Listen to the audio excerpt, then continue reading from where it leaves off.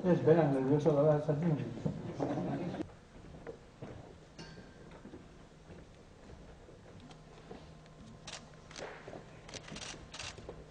Bestetik, egon ezinen ukan, etorkizunaren aurrean, enekien duzue, denek lortzen dugula gure lekua gizarte honetan.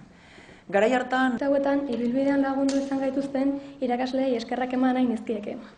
Eusko Jaurlaritzaren sailburu Andrea, Euskal Herriko Unibertsitatearen errektore Andrea, Jakiunderen ohorezko presidentea eta presidente,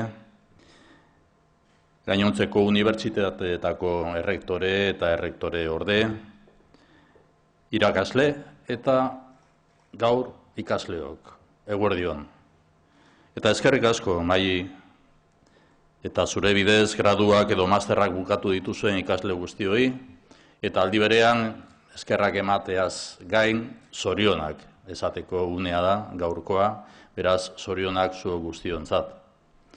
Ez nuke nahi hitzaldi akademiko bat izatea, ez da izango hitzaldi akademikoa, eta ez nuke nahi izatea hitzaldi edo hitz batzuk paternalistak izatea, ez da hori nire asmoa.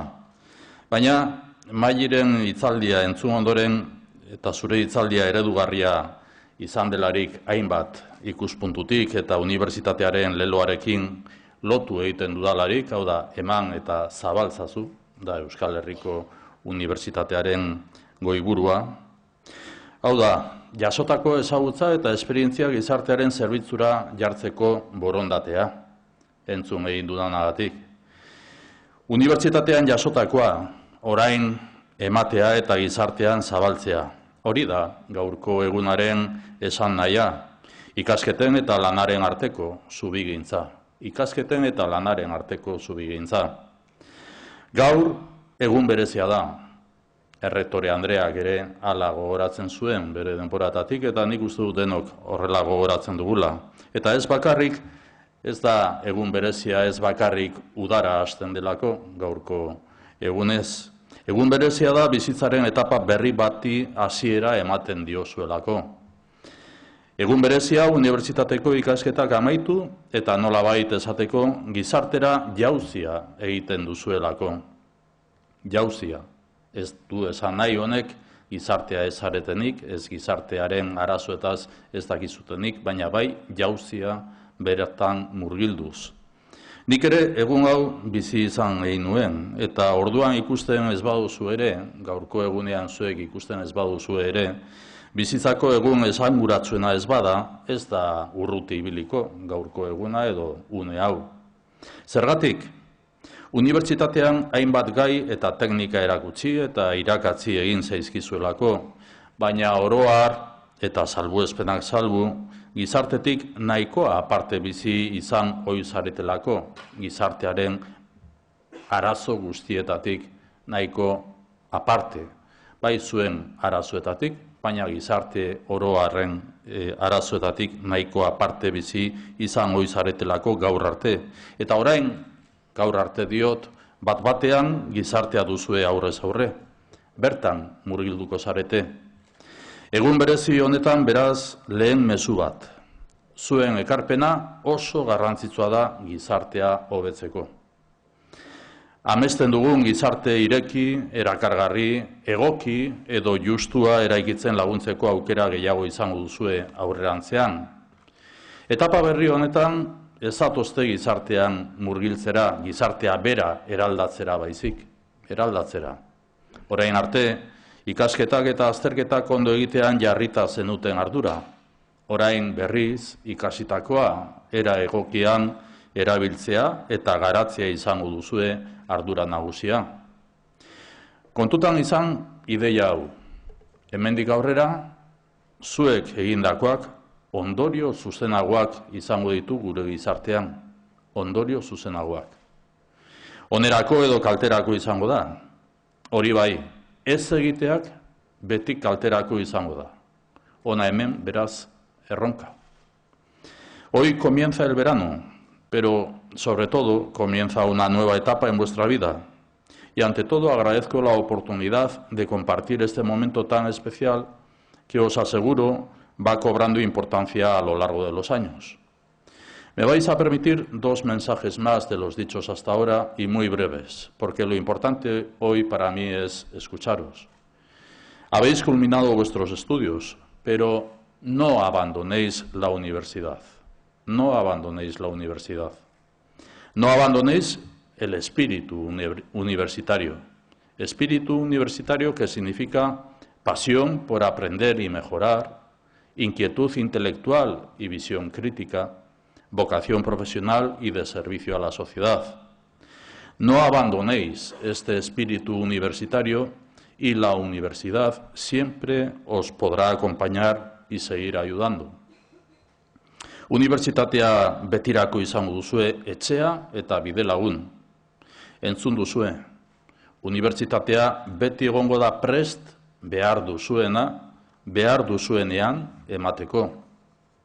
Zuen etorkizunean, unibertsitatea ez da iragana. Pentsa ezazue beti etorkizuna dela. Mantendu kate hori lotuta. Unibertsitatea ezagutza, hobekuntza, berrikuntza, sorkuntza da. Zuentzat beti baliagarria eta eraginkorra izango dena. Última idea y cierro ya mi intervención. Hoy, como decía, además del verano, iniciáis una nueva etapa en la vida. Y sé que sentís una mezcla de sentimientos. Liberación, ilusión, vértigo y responsabilidad. Y os aseguro que lo superaréis en breve, el vértigo que sentís. Ha quedado claro que la universidad no debe quedar atrás, sino que debéis tenerla siempre presente. Al menos sus valores, al menos su espíritu, su acicate intelectual. La universidad es un espacio de reflexión, debate y conocimiento al servicio de la sociedad. Esta es la clave, pensar en el servicio a la sociedad. Os animo a iniciar esta etapa pensando y actuando con el objetivo de mejorar la sociedad en que vivimos. En esta reflexión de futuro os aporto los 4 retos de país por los que estamos trabajando en Euskadi. Retos de país, que no retos solo de un gobierno, sino retos de país. Un reto de país, insisto, no es un reto del gobierno o tampoco de la universidad o de Yakiunde, es un reto compartido. Es una prioridad colectiva que compromete a todo un país pequeño en un escenario global, un país pequeño que quiere ganar su propio espacio en el mundo. Vais a comprobar que estas 4 prioridades están estrechamente vinculadas con vuestra propia realidad. Reto demográfico e impulso a la juventud, educación, innovación y digitalización de la economía, internacionalización de Euskadi Basque Country. Son los 4 retos de país que vengo fijando también en el ámbito parlamentario. Estos son los retos de nuestro país, pueden ser otros más, pero son 4 de los retos principales que encuentro en nuestro país, en el escenario global y en el horizonte 2030. Una idea más, un mantra que no debemos cansarnos de repetir y aplicar. Tenemos que contribuir a que en esta sociedad nadie se quede atrás, tanto quienes han nacido en Euskadi como quienes llegan de fuera, los nuevos vascos. Este es el objetivo fundamental de todo responsable institucional: integración, inclusión, cohesión y justicia social. Este es el compromiso, ha de ser el compromiso del conjunto de la sociedad, especialmente de las personas más preparadas y capacitadas, una Euskadi de progreso y oportunidades en la que nadie quede atrás. Herri erronkak dira, gobernuak eta gobernuarenak bai, baina baita unibertsitatearenak, jakiunderenak eta gizarte osoarenak, baita norberaren erronkak ere, gutariko bakoitzaren norberaren erronkak ere. Herri honetan sinesten dugunok, herria eraikitzen lagundu behar dugu. Horretarako, mendeetan zehar erabilitako lanabesa propio bat dugu, auzolana izena du. Hau da, elkarrekin aritzea, helburu bat gainditzeko, gure gizartea indartzea eta garatzea. Gaurkotu eta eguneratu dut ezagun bada, auzolana eredua etapa berri honi hasiera emateko, unibertsitatea beti lagun, gizartea eraldatzeko eta hobetzeko.